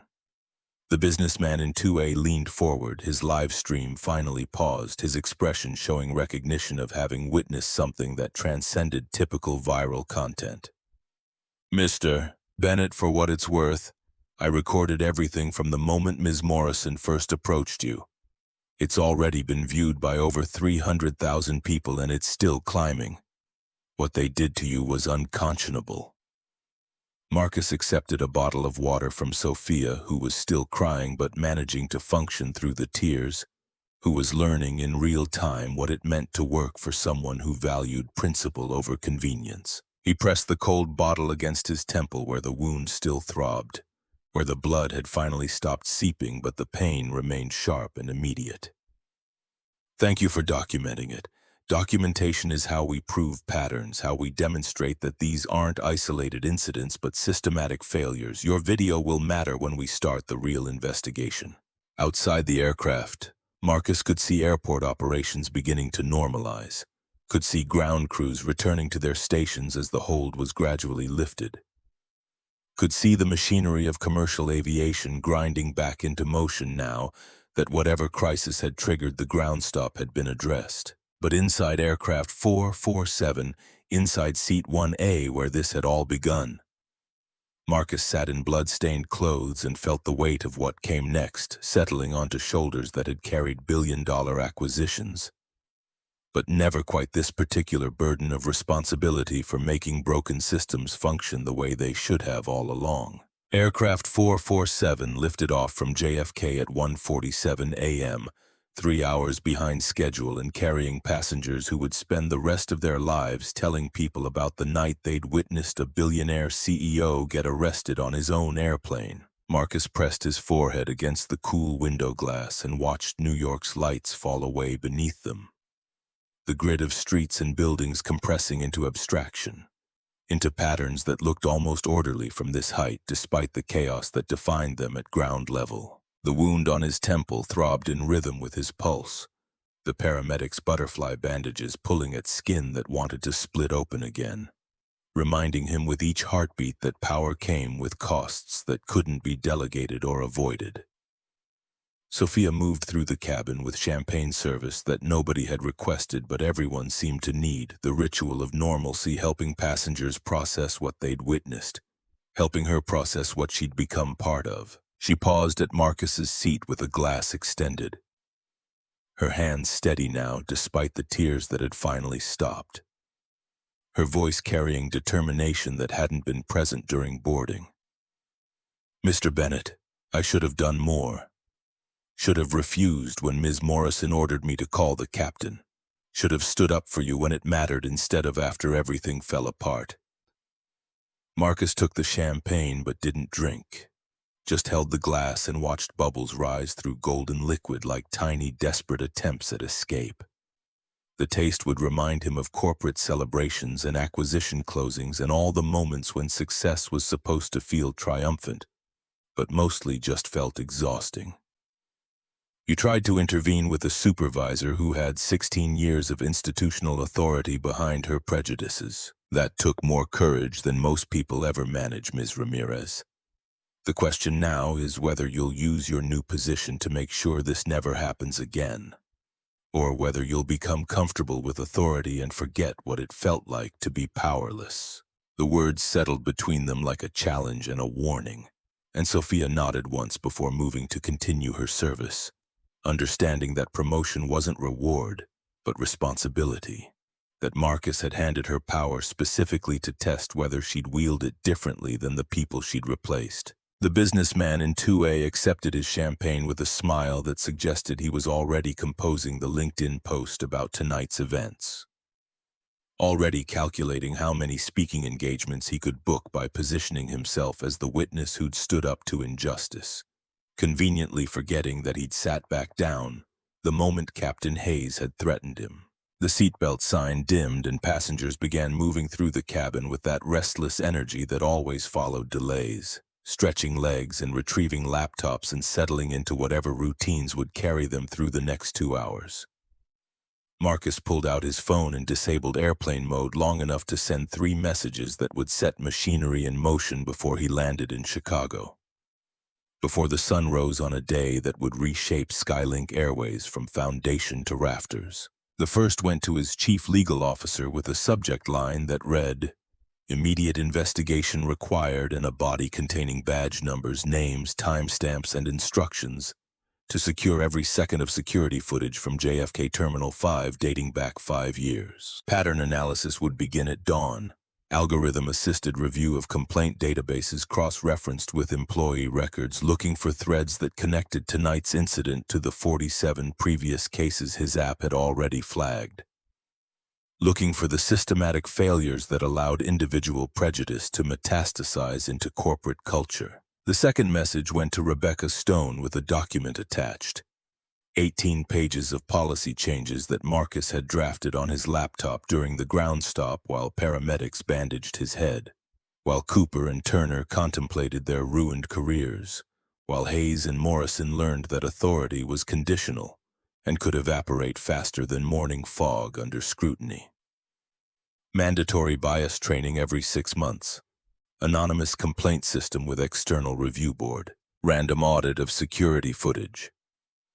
Zero tolerance enforcement with termination as default consequence. Implementation timeline measured in weeks rather than months because delay meant more victims, more incidents, more people treated like Marcus had been treated tonight. The third message went to his head of PR with instructions to say nothing, do nothing, release no statements and make no comments regardless of media pressure. Because silence created vacuum and vacuum drew out truth from people desperate to fill it with their own narratives. By morning, the videos would be everywhere. Hundreds of thousands of views becoming millions, becoming tens of millions as algorithms propagated content that generated engagement through outrage. Let the court of public opinion render its verdict first. Let the evidence speak without corporate spin diluting its impact. Let people see exactly what had happened before lawyers and PR professionals started crafting alternative interpretations. Chicago's lights appeared on the horizon like a circuit board viewed from above, the grid of streets illuminated in sodium yellow and LED white. Lake Michigan's darkness providing contrast that made the city seem to float on nothing. Marcus had flown this approach 100 times. Had watched this exact view from windows of aircraft he didn't own, back when being a passenger meant accepting whatever treatment the system provided and hoping it would be adequate. Now he owned the system, which meant the inadequacy became his responsibility, the failures became his to fix. The victims became people he'd failed personally, even if their incidents predated his acquisition. The wheels touched down at O'Hare with a chirp of rubber on concrete. Thrust reversers engaging with their distinctive roar, the deceleration pressing Marcus back into his seat with force that made his head wound throb fresh protest. He kept his eyes closed through taxi and gate approach, conserving energy for what came next, for the investigation that would consume the next week of his life, for the transformation that would require dismantling structures that had existed longer than he'd been alive. The aircraft reached its gate and the seatbelt sign dimmed and passengers erupted into that familiar chaos of grabbing bags and checking phones and pretending they hadn't just witnessed something that would be discussed in business ethics courses for the next decade. Marcus waited until the cabin cleared before standing, his body protesting the movement, exhaustion settling into his bones with the weight of 48 hours compressed into a crucible that had tested everything he'd thought he understood about power and justice and the distance between them. Sophia appeared as he gathered his messenger bag, her expression uncertain in a way that suggested she still hadn't quite processed her promotion, still expected someone to announce it had all been a mistake or a test that she'd somehow failed. "Mr. Bennett, the crew hotel has a room prepared for you if you need rest before your connection, or I can arrange car service to wherever you're staying in Chicago." Marcus checked his watch and did the arithmetic on exhaustion versus urgency, weighing the cost of pushing through against the cost of delay and ultimately deciding that some things mattered more than physical comfort or medical prudence. "I need to go to Skylink's headquarters downtown. There's work that can't wait for daylight."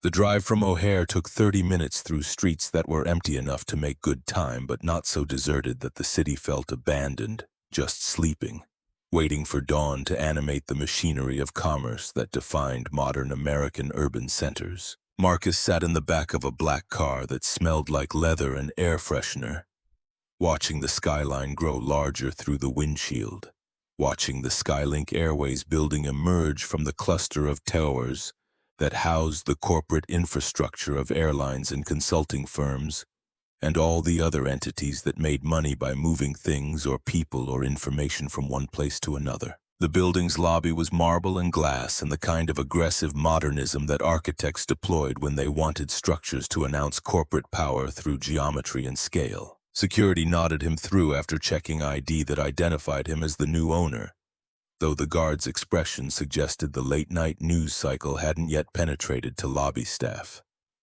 That Marcus was still just another executive arriving at odd hours rather than the person whose face was currently attached to videos being shared millions of times across platforms that specialized in viral outrage. The elevator rose 37 floors in silence, broken only by the mechanical hum of cables and counterweights, acceleration pressing Marcus's exhausted body down, before deceleration lifted it toward the executive suite where Rebecca Stone had assembled a crisis response team that had been working since the ground stop, since the first reports filtered through airport operations that something unprecedented was developing at JFK. The doors opened onto a reception area where Skylink's logo dominated one wall in brushed steel letters 3 feet tall, corporate branding that would need reimagining along with everything else, along with the culture and policies and institutional assumptions that had allowed tonight to happen. Rebecca met him at the elevator with coffee and concern, her tablet tucked under one arm and exhaustion written across features that suggested she'd aged 5 years in the past 4 hours, that running an airline while its new owner got arrested on one of its aircraft created stresses that normal operations couldn't approach. Medical called from JFK. You refuse stitches and imaging. They're recommending you get evaluated by a physician before making any major decisions, given the head trauma and the hours you've been awake. Marcus took the coffee and drank it black, the bitterness cutting through fatigue enough to sharpen focus that had started drifting toward edges of consciousness. Sleep could wait. Medical attention could wait. Right now, he needed to understand exactly what he'd purchased, needed to see the full scope of the problem before designing solutions that would survive contact with institutional resistance. Show me the complaint database. Everything going back 5 years filtered for incidents involving passenger removal or seating disputes in premium cabins. The conference room had been transformed into a war room, laptops and monitors covering the table's surface, whiteboards filled with timelines and org charts and the kind of analytical frameworks that consultants deployed when problems proved too complex for simple solutions. 3 people looked up as Marcus entered, their expressions mixing curiosity with wariness, uncertain whether the new owner would blame them for systemic failures or recognize that individual employees rarely controlled the cultures they inhabited. The woman closest to Marcus stood and extended her hand, with the confidence of someone senior enough to not be intimidated by ownership changes. Her name tag identifying her as Sarah Kim, VP of Customer Experience, though her exhausted appearance suggested experience was currently teaching brutal lessons about the gap between policy and practice. Mr. Bennett, I've compiled the data you requested. The pattern is worse than our initial assessment suggested. She touched a keyboard and the main monitor filled with a spreadsheet containing rows that extended beyond what the screen could display.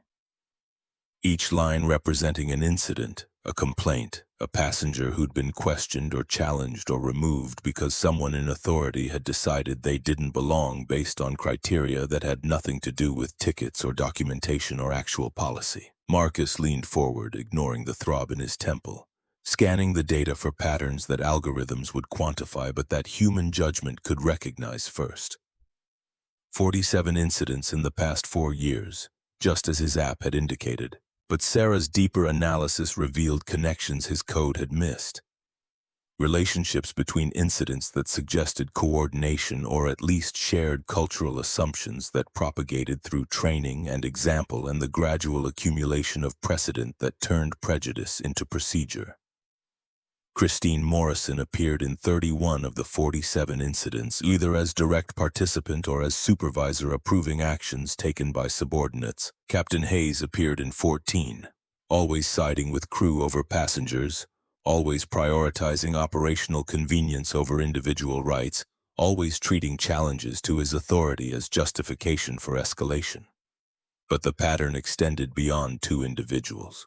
Regional VP Jennifer Drake had dismissed 43 of the 47 complaints as unsubstantiated or resolved through appropriate channels, which apparently meant vouchers and apologies rather than addressing the underlying behaviors that generated complaints. The training department had designed bias awareness modules, but implementation was voluntary and completion rates hovered around 12%. HR had documented concerns from multiple employees about discriminatory practices, but taken no action beyond adding notes to personnel files that nobody reviewed until incidents became lawsuits. These 18 cases here, Marcus pointed at a cluster of incidents from 2022. What was the resolution? Sarah's expression suggested she'd been dreading this question, that the answer revealed failures too systematic to explain away as isolated oversights or individual bad actors making decisions that contradicted institutional values. Settlement agreements with confidentiality clauses. The passengers received monetary compensation ranging from $5,000 to $40,000 depending on severity. In exchange, they signed ND, as preventing them from discussing the incidents publicly or pursuing further legal action. Legal characterized it as cost-effective risk management. Cost-effective risk management. The phrase hung in the air like smoke from a fire that had been burning for years. While people pretended not to smell it, while quarterly earnings reports showed profits and customer satisfaction surveys showed acceptable ratings and everything looked fine from altitude, even as individual passengers absorbed indignities that settlement checks could compensate financially but couldn't undo experientially. Marcus pulled out his phone and started taking notes, names and dates and dollar amounts that would become evidence in the transformation he was planning. Ammunition for board meetings and policy debates and the inevitable resistance that would emerge when comfortable people realized change meant discomfort, meant accountability, meant surrendering the authority to act on prejudice without consequence. I want contact information for every passenger in these 18 settled cases, not to contest the agreements but to offer them something settlement couldn't provide. Sarah looked confused, her exhaustion making it harder to anticipate where Marcus was heading. What purpose could be served by reopening matters that legal had considered closed and resolved according to standard corporate practice for minimizing exposure while admitting no wrongdoing? What are you offering them? Testimony, a platform, the chance to have their experiences documented and validated publicly instead of buried under confidentiality agreements that protected the airline's reputation at the cost of their dignity. We're going to void the NDAs and invite them to participate in the investigation, to help us understand patterns that individual incidents only hint at. Rebecca had been silent during the data review, but now she stepped forward with her tablet displaying what looked like legal opinions, rendered in dense paragraphs that probably concluded such action would violate binding contracts and expose Skylink to liability that settlement agreements had been designed to prevent. Mr. Bennett, our legal team is strongly advising against unilaterally voiding NDAs. The precedent would be significant, and other parties might argue their settlements should be revisited as well if we're establishing that confidentiality clauses can be ignored when convenient. Marcus drained his coffee and set the empty cup on the conference table with enough force that everyone in the room looked at him, their attention sharpening despite the late hour, despite the exhaustion that made thinking feel like moving through mud. I'm not ignoring the clauses because they're inconvenient. I'm voiding them because they were fundamentally unjust, because we paid people to stay silent about discrimination rather than addressing the discrimination itself. If other settlement recipients want their cases reopened, good, let's reopen them. Let's put every failure under scrutiny harsh enough that whatever survives will actually deserve to exist.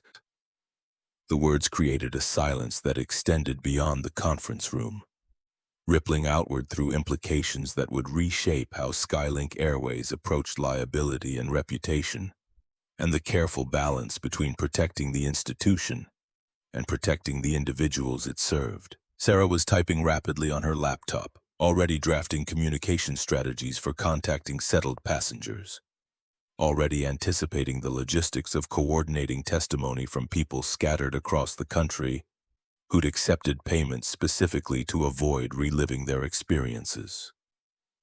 We should expect media attention to intensify once word spreads that we're reopening these cases.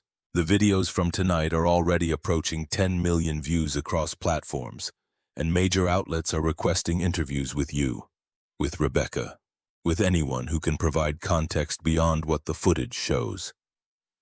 Marcus nodded, acknowledging the reality that his personal incident had become public property, that the next weeks would involve cameras and questions and the kind of scrutiny that turned private citizens into public figures whether they wanted the transformation or not. But media attention could be useful if channeled properly, if converted from spectacle into education, if the outrage that drove clicks and shares could be redirected toward demanding systemic change rather than just punishing individual offenders.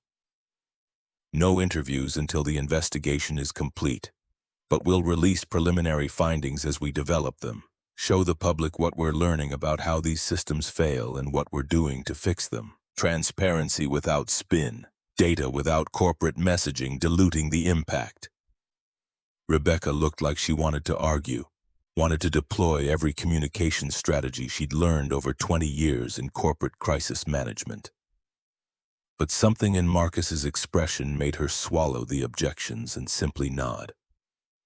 This wasn't a crisis to be managed through careful messaging and strategic silence. This was a reckoning that required exposure rather than protection, that needed harsh light rather than controlled narrative.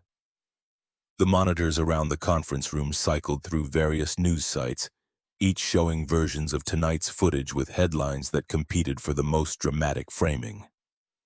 Billionaire CEO arrested on his own airline. Shocking video shows passenger bleeding after forced removal. Skylink Airways grounds all flights after discrimination incident. The coverage would intensify over coming days as reporters dug into histories and patterns, as talking heads debated whether Marcus had overreacted by grounding 43 aircraft, as legal experts analyzed whether the arrest constituted false imprisonment or excessive force or merely unfortunate misunderstanding. Let them debate. Let the conversation expand beyond this single incident, to examine all the others, to question why these patterns existed, to demand accountability from institutions that had spent decades perfecting the art of avoiding it. Marcus's phone buzzed with a message from his head of legal confirming that all security footage from JFK Terminal 5 for the past 5 years had been preserved and was being uploaded to secure servers for analysis. The next buzz brought preliminary results from algorithmic review of the footage. Pattern recognition software identifying instances where passengers of color were subjected to additional screening or questioning at rates that defied statistical randomness, that proved systematic bias even when no individual incident rose to the level of obvious discrimination.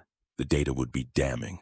The patterns would be undeniable. The evidence would survive any attempt at reinterpretation or excuse-making, would stand as permanent record of institutional failure that had damaged hundreds of passengers over years of operation under multiple ownership structures and leadership teams. Sarah cleared her throat with the hesitance of someone about to deliver news that would complicate already complex situations, her expression suggesting she'd discovered something in the data that Marcus needed to know immediately, even though he probably wouldn't want to hear it.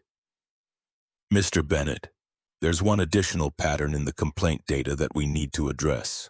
The incidents aren't limited to Skylink Airways. Cross-referencing our settled cases with public records from other carriers shows similar patterns at Delta, United, American. The problem is industry-wide, not company-specific.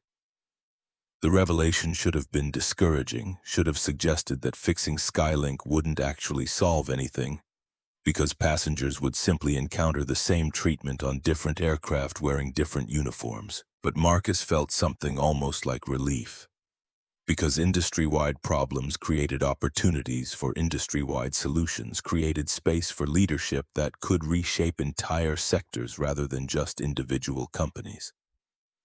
Then we'll fix the industry. Start with Skylink, prove the model works, demonstrate that treating passengers with dignity actually improves both moral outcomes and business metrics. Once we have proof of concept, we take it to the FAA. Push for regulatory changes that make our policies mandatory across all carriers. Rebecca was shaking her head, not in disagreement, but in something closer to awe or disbelief. The recognition that Marcus wasn't thinking about quarterly earnings or stock price, but about using capital and authority to force change at scales that most CEOs never attempted. Because ambition that large required patience measured in years and tolerance for conflict that extended beyond normal corporate risk appetite. The conference room door opened and a man in his late 50s entered carrying a medical bag, his expression suggesting he'd been summoned urgently and wasn't pleased about the late hour or the circumstances. The name embroidered on his jacket identified him as Dr. Raymond Torres, and the way Rebecca greeted him suggested he was Skylink's corporate physician, the person responsible for ensuring executives remained functional despite the stress and travel and accumulated damage that came with running an airline. Mr. Bennett, I understand you've been refusing medical attention for a head wound that required law enforcement intervention. I'm here to evaluate whether you're actually capable of making decisions, or whether you're operating with a concussion that's compromising your judgment. Marcus submitted to examination because arguing with doctors was futile, and because part of him recognized that Torres was right, that the throb in his temple and the exhaustion making his thoughts feel sluggish might indicate actual injury rather than just fatigue and stress. The physician worked efficiently, checking pupil response and balance and asking questions designed to assess cognitive function while simultaneously evaluating whether his patient was stable enough to continue working or needed immediate hospitalization. You have a mild concussion, though the head wound itself is superficial despite the dramatic bleeding. I'm recommending 48 hours of rest with someone monitoring you for deteriorating symptoms. If you insist on continuing to work tonight, I need written acknowledgement that you're acting against medical advice. Marcus signed the form that Torres produced from his bag, documentation that would protect the physician from liability while allowing Marcus to continue the investigation that couldn't wait for brain trauma to heal or exhaustion to lift through sleep that kept getting deferred in favor of more urgent priorities. The sky outside the conference room windows was beginning to lighten, that gradual transition from black to deep blue that preceded dawn, the city below still mostly dark but starting to show signs of the coming day. Marcus had been awake for 57 hours straight now, powered by coffee and adrenaline and the kind of focus that emerged when purpose aligned with capacity.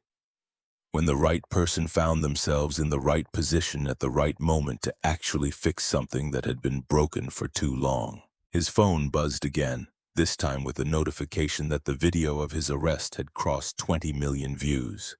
That hashtag Skylink discrimination was trending globally.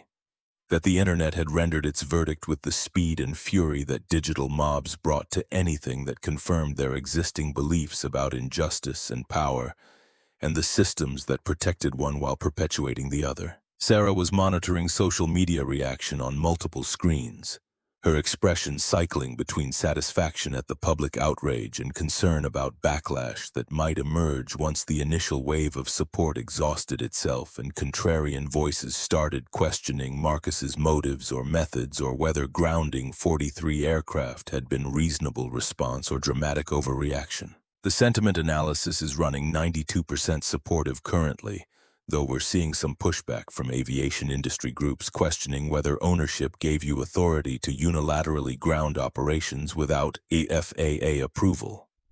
They're suggesting the ground stop might have violated regulations about airline safety and operational control. Marcus had anticipated this angle, had prepared for the argument that his actions had been excessive or procedurally improper, even if morally justified.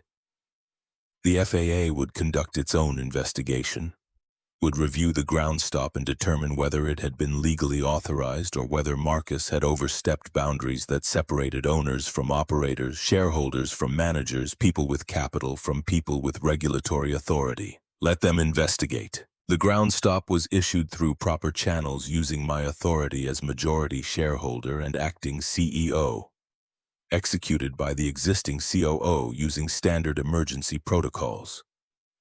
If the FAA determines we violated regulations, we'll pay whatever fines they assess.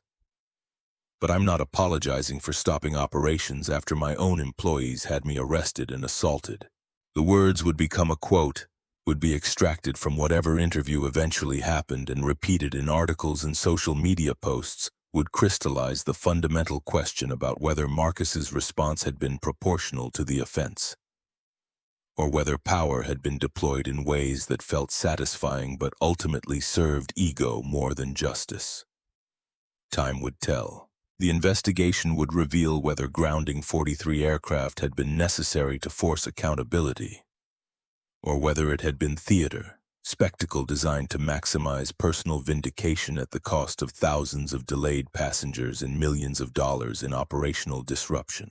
Rebecca was fielding calls from board members who'd been woken by news alerts, who wanted explanations for why their airline was trending globally for reasons that had nothing to do with service quality or route expansion or any of the normal metrics that measured corporate success. Her answers were brief and professional, acknowledging their concerns while deferring substantive discussion until the emergency board meeting that would convene later this morning, until everyone had time to review the footage and data and understand the full scope of what they were dealing with. The sun finally crept above the horizon, golden light spilling across Chicago's skyline and through the conference room windows, illuminating faces that hadn't seen darkness give way to dawn in the same physical location, that had worked through the night on problems that refused to resolve quickly or easily or in ways that satisfied everyone involved. Marcus felt the exhaustion settling deeper now that daylight had arrived, his body recognizing that night was supposed to mean sleep, that 57 hours of continuous consciousness wasn't sustainable regardless of how much coffee or adrenaline got deployed to maintain function. But there was one more thing that needed handling before he could surrender to the physical demands his body kept making. One more conversation that would determine whether the transformation he envisioned could actually happen, or whether institutional resistance would grind good intentions into dust. I want to speak with Dr. William Parker, Maria Santos, James Wilson, and the elderly couple who were moved from first class in 2020. Not through lawyers, not through official channels. I want to sit across from them and hear their stories directly, understand what this system cost them in ways that complaint forms and settlement checks can't capture. Sarah nodded, already drafting the outreach messages that would travel through lawyers and agents to reach people who'd been paid to forget their experiences with Skylink Airways, who'd signed agreements promising slints, in exchange for money that probably seemed significant at the time, but couldn't compensate for the humiliation of being publicly questioned about whether they belonged in spaces they'd paid to occupy. The conference room door opened again and a woman Marcus didn't recognize entered carrying breakfast from somewhere that was apparently open at dawn. Bagels and fruit and the kind of catering that corporate crisis management teams consumed while dealing with disasters that couldn't be resolved during normal business hours. She distributed food with the efficiency of someone who'd done this before, who understood that feeding exhausted executives was part of the infrastructure that kept airlines functioning through the crises that punctuated normal operations. Marcus accepted a bagel he wouldn't eat, and coffee he definitely would, his appetite suppressed by exhaustion and pain medication and the knowledge that breakfast meant acknowledging the new day had arrived, meant facing whatever consequences and revelations the next 24 hours would bring. The monitor showing social media sentiment had shifted slightly, the support percentage dropping from 92 to 87 as early critics began questioning whether Marcus had manufactured the incident for publicity, whether someone planning to buy an airline would really dress in a hoodie and fly economy class casual, unless they were deliberately provoking confrontation. The conspiracy theories would proliferate regardless of evidence, would persist in corners of the internet where skepticism toward authority figures and distrust of wealth created reflexive suspicion about any narrative that positioned billionaires as victims rather than villains. Let them doubt, let them question. The security footage and multiple camera angles and testimony from witnesses who had no stake in the outcome would establish truth for anyone actually interested in evidence rather than confirmation of pre-existing beliefs. Rebecca approached with her tablet displaying an email that had just arrived from Port Authority Police. Formal notification that officers Cooper and Turner had been placed on administrative leave pending internal investigation into the use of force during Marcus's removal. That their body camera footage and incident reports had been preserved as evidence. That the department was taking the allegations of excessive force seriously and would conduct a thorough review according to established protocols. Standard bureaucratic language that promised accountability while avoiding commitment to specific outcomes, that acknowledged concerns while preserving maximum flexibility to determine later that policy had been followed and training had been adequate, and the officers had made reasonable decisions given the information available to them at the time. Marcus had seen enough of these investigations to know how they usually ended, had watched enough cases of police violence get resolved through paid leave and token discipline, and eventual return to duty with records that showed no wrongdoing despite video evidence suggesting otherwise. But this case had visibility that most didn't, had millions of witnesses instead of dozens, had documentation so thorough that alternative interpretations would require denying obvious reality. When the Port Authority investigation concludes regardless of their findings, I want to file a civil suit against Cooper and Turner personally for assault and violation of civil rights. Not for the money, but to establish legal precedent that might protect the next person who gets dragged off an aircraft for the crime of not matching someone's expectations. Rebecca made notes on her tablet, documenting instructions that would become action items for legal teams that would spend the next months or years navigating court systems that moved at speeds inversely proportional to the urgency of the injustices they were meant to remedy. Civil suits took time, required patience that Marcus usually lacked, demanded faith that justice would eventually emerge from processes designed more for thoroughness than speed. But some things were worth waiting for. Some precedents mattered enough to justify the cost and delay and uncertainty of litigation that might ultimately fail but would at least force the questions into public record, would at least make the next officer think twice before assuming compliance could be compelled through force simply because a captain or flight attendant had decided someone didn't belong. The morning deepened, sunlight filling the conference room with warmth that did nothing to dispel the exhaustion, making Marcus's thoughts feel increasingly disconnected from the words coming out of his mouth. Dr. Torres was watching him with the clinical attention that physicians brought to patients who were pushing physical limits past the point of reasonable safety, whose determination to continue working was beginning to cross from dedication into something closer to self-harm. "Mr. Bennett, I'm strongly recommending you stop now and get at least 6 hours of sleep before the board meeting. Your cognitive function is deteriorating, and continuing to make major decisions while concussed and sleep-deprived significantly increases the risk of errors that will be difficult to reverse later." Marcus wanted to argue, wanted to insist that sleep could wait until the investigation reached some natural pause point, until the pattern analysis was complete, and the victim interviews were scheduled and the policy changes were drafted in sufficient detail to survive contact with implementation. But his body was betraying him now.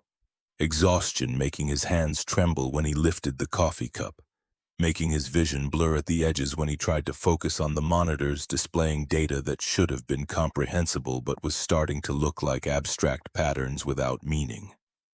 6 hours, then the board meeting. Then we continue the investigation until we've documented every failure and designed solutions for each one. Rebecca nodded with visible relief. Had probably been waiting hours for Marcus to acknowledge his physical limitations, had been preparing arguments about why rest was necessary that she hadn't needed to deploy because stubbornness eventually ran into biological constraints that couldn't be overcome through willpower or caffeine or sense of urgency, however legitimate. The hotel was 3 blocks from Skylink's headquarters, corporate housing that the airline maintained for executives who needed to sleep between crisis management sessions. who lived in the space between airports and never quite established permanent residence anywhere. Marcus's room was generic luxury, the kind of studied neutrality that five-star hotels deployed to avoid offending anyone's taste while simultaneously failing to reflect anyone's actual preferences. Furniture that looked expensive but felt impersonal. Art on the walls that suggested culture without actually displaying any. He collapsed onto the bed, still wearing the blood-stained hoodie because removing it required more energy than he could currently summon. His last conscious thought, something about setting an alarm that would wake him in 6 hours for the board meeting where he'd have to defend the ground stop and the firings and the investigation he'd launched without consulting anyone who might have advised caution or moderation or the kind of strategic patience that preserved relationships at the cost of immediate justice. But Marcus had spent 23 years being patient, being strategic, waiting for the right moment to force change instead of demanding it immediately. Tonight, the moment had arrived through circumstances he hadn't chosen but wouldn't waste, through an incident that gave him authority to act on problems that had persisted for decades while people with power chose comfort over confrontation, chose institutional stability over individual dignity, chose silence over the kind of noise that made healing possible. Sleep took him under like a wave, dragging him down into darkness where Christine Morrison's voice kept echoing, where the click of handcuffs kept replaying, where the taste of blood kept filling his mouth no matter how many times he swallowed, where the pattern of 47 incidents kept expanding to show hundreds more, thousands more, an entire system built on assumptions about who belonged where and who deserved dignity and who could be dismissed without consequence. When the alarm woke him 6 hours later, the videos had reached 40 million views and counting, and the real work was only just beginning.